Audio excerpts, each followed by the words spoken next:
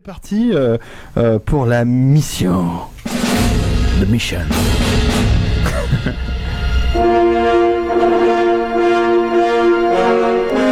Alors les petits gars, vous êtes prêts? Oui.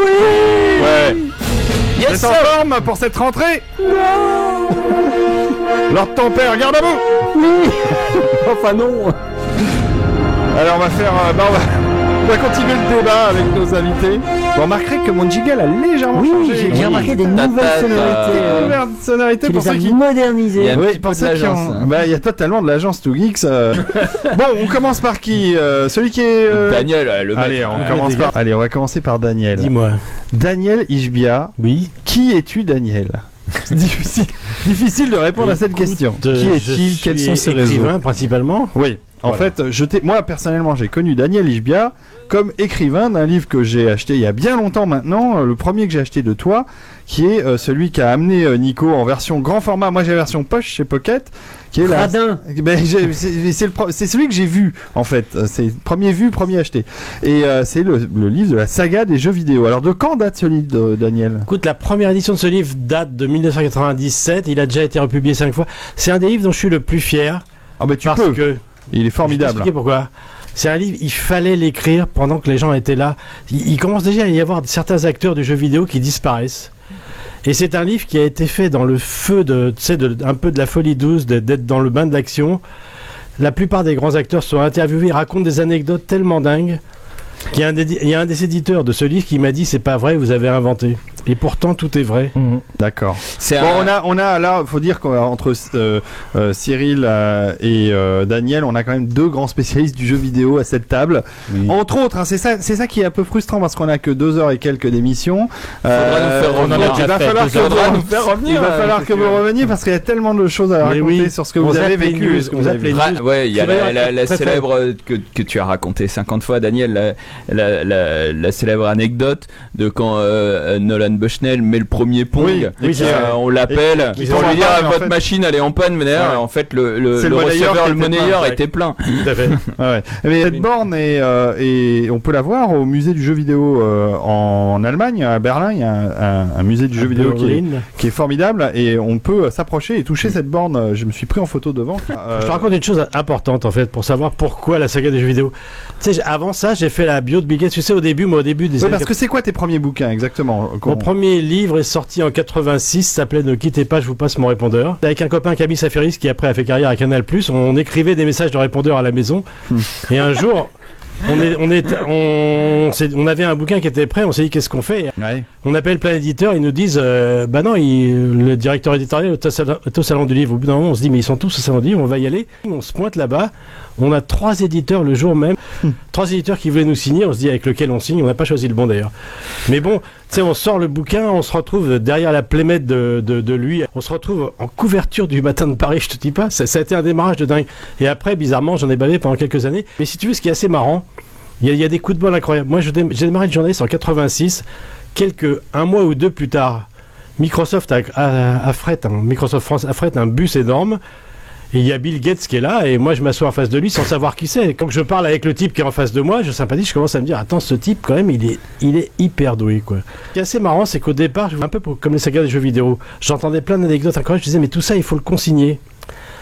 Et progressivement, l'histoire de la micro-informatique est devenue celle de Bill Gates, parce que j'avais l'accès très facile. À l'époque, j'ai pu faire des interviews pendant des heures de lui, il était très facilement... Et le truc important pour la saga des jeux vidéo, c'est que Bill Gates raconte une anecdote très méchante sur un type de digital research. Et le type est déjà mort. On est en 90. Le type, parce que l'action se passe en 80, le type qui aurait pu répondre, il est déjà mort. Et là, tu te dis, il faut se dépêcher, il faut prendre les témoignages pendant que les gars sont vivants. Et le jeu vidéo, maintenant, dans le bouquin, il y a des types qui ont déjà disparu.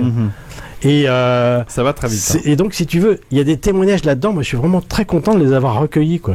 Même dans la biographie de Bill Gates, il y a des anecdotes complètement dingues, quoi. Donc on la trouve encore, ta biographie de Bill Gates? J'ai ressorti en numérique, on en parlera après. Ouais, on en reparlera après. C'est ça. Moi, donc, ça a été son grand truc, Daniel, hein, quand même, la biographie de Bill Gates. Oui, c'est vrai. Moi, quand je l'ai connu, le coup de bol que j'ai eu, si tu veux, le livre est sorti d'abord en 90 ou 91, je sais plus, et il a pas marché du tout. Et entre-temps, d'un seul coup, Bill Gates devient l'homme le plus riche des États-Unis. Moi, je me rappelle, j'ai appelé... Et Daniel, le plus riche de France. Peut-être pas quand même. Mais moi, j'appelle Marabout, à l'époque, qui est comme un fou, en disant, mais il faut qu'on le republie. Et Marabout, c'était mal vendu. Le type, ce qui est dingue, il m'a rendu le contrat sans me demander un centime. Le livre est à peine sorti, il était déjà dans le top 10 des ventes, quoi. Et il est sorti dans 15 pays du monde, quoi. Ça a été le coup de bol incroyable. Et on le trouve en numérique. On le trouve en numérique, maintenant, oui. Absolument. Et donc, ça a été ton premier best-seller, on va dire. Oui, c'est vrai. Mais la saga du jeu vidéo, c'est 200 000 exemplaires. Bill Gates, c'est incroyable. Formidable. Et le saga du jeu vidéo, ça a été aussi de très bonnes ventes. Oui, c'est vrai. Parce qu'en fait, si tu veux, saga du jeu vidéo, c'est un truc que j'ai jamais vu dans l'édition. C'est un livre qui, pendant des années, se vendait de plus en plus. On n'a jamais vu ça. Au fur et à mesure que le jeu vidéo s'étendait, prenait de l'importance. Oui, au départ, tu l'as fait vraiment dans les t'as été un des premiers à les faire dans les premiers temps, donc le public c'est quand même largement. Oui, c'est vrai, c'est largement, il a largement explosé. Mais j'ai eu d'autres gros coups, quoi, en fait, comme ça. Enfin, je sais pas si on peut en parler. Vas-y. Que je vais expliquer pourquoi j'aime l'auto-édition. Vas-y. J'ai publié des tonnes de bouquins chez des éditeurs. Dont un bouquin sur Steve Jobs. Absolument, qui a très bien marché aussi. Mais si tu veux, j'ai vécu plusieurs choses très frustrantes que beaucoup d'éditeurs ont vécues. Je t'en racontais une qui se passe en mars dernier. J'avais sorti un bouquin sur les Rolling Stones en 2006. Et en mars 2014, je suis invité à une journée Rolling Stone. La librairie téléphone à mon éditeur, dit on voudrait le livre d'Daniel Lichbia pour lui faire dédicacer. Et les gars lui disent on en a plus, on a tout épuisé. Et moi j'appelle mon éditeur comme un fou, je dis mais bon réimprimez-le. Il dit non, on va pas le réimprimer, ça nous coûte trop cher. Déjà je lui dis est-ce qu'au moins vous allez le publier pour le 13 juin 2014 quand les Rolling Stones passent à Paris? Il me dit non, c'est trop tard, etc. Si tu veux, cette espèce d'inertie. Et là tu pouvais pas reprendre le contrat là? Non, on peut pas. Le truc qui est dingue, j'ai fait une chronique dans le Nouvel Obs là-dessus pour expliquer ça. Tu es prisonnier pendant un an. J'aurais dû envoyer une lettre recommandée en mars 2014. J'aurais récupéré mes droits en mars 2015. Et Rolling Stone, il y a longtemps que ce sera reparti. Heureusement, en 2010, j'ai été rédacteur en chef d'un magazine qui s'appelait Star Fan. Et j'avais fait un numéro spécial à Rolling Stone. J'ai dit, cette fois-ci, j'ai créé un bouquin en une semaine. À partir de tout ce que j'avais rassemblé, j'ai un peu pompé dans mes autres bouquins. J'ai créé... Tu t'étais auto-pompé, quoi. Je me suis auto-pompé. J'ai eu un livre, grosso modo. J'ai passé une semaine à full-time à reprendre tous mes textes. J'ai sorti un bouquin et j'avais rencontré la fille d'Amazon. Et je lui dis à la fille, est-ce qu'on pourrait faire une opération le jour où les Stones passent à Paris, le 13 juin 2014? Eh bien, écoutez bien. Elle a dit oui. Le 13 juin 2014, avec un livre auto-publié, j'ai été numéro 1 des ventes du top 100 d'Amazon. Et t'en as vendu combien? Sans indiscrétion? Numéro 1, pour une journée, c'est 200 exemplaires. C'est pas énorme, en fait. À la limite, tu pourrais... Mais bon, je donne le truc pour les gens. Mais ce qui est quand même extraordinaire, c'est qu'on est dans une période où, enfin, dans beaucoup de domaines, que ce soit les créateurs de jeux qui sont plus dépendants des éditeurs ou les auteurs, on est dans une période extraordinaire pour ceux qui savent saisir les opportunités. Je vais saisir une opportunité, je vais écrire un bouquin sur Daniel Lichbia. Il y a de quoi faire. Mais c'est vrai ce que tu dis, Daniel. Il y a des phénomènes extraordinaires. Parce que tu sais, pour faire, je fais mes pubs moi-même en faisant des vidéos YouTube. Je peux te dire, pour le gars qui veut bien chercher, il y a des forums américains, il y a des types qui vendent des méthodes. Il faut les essayer les unes après les autres. Des fois, il y en a une sur 20 qui marche.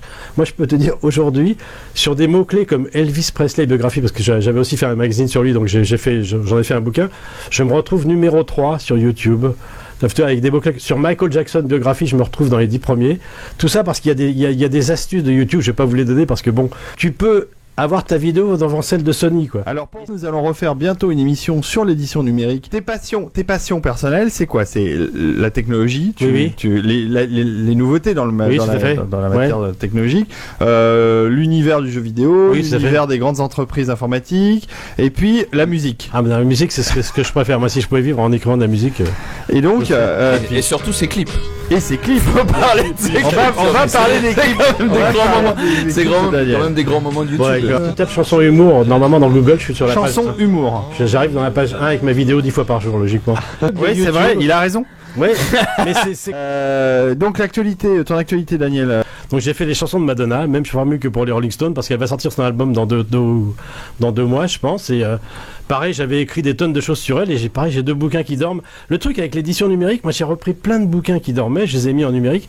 J'ai un livre, par exemple, qui s'appelait Rock Vibration, qui était sorti en 2003, qui a même pas eu le temps d'avoir une carrière, parce que si tu veux, l'éditeur a fait faillite tout de suite. Je l'ai mis sur Google, sur Kindle, mais il se vend tout seul. Ça, c'est l'histoire de Hotel California, de Un autre monde. C'est l'histoire des grands tubes du rock. Et si tu veux, pour les auteurs, c'est du sauvetage, quoi.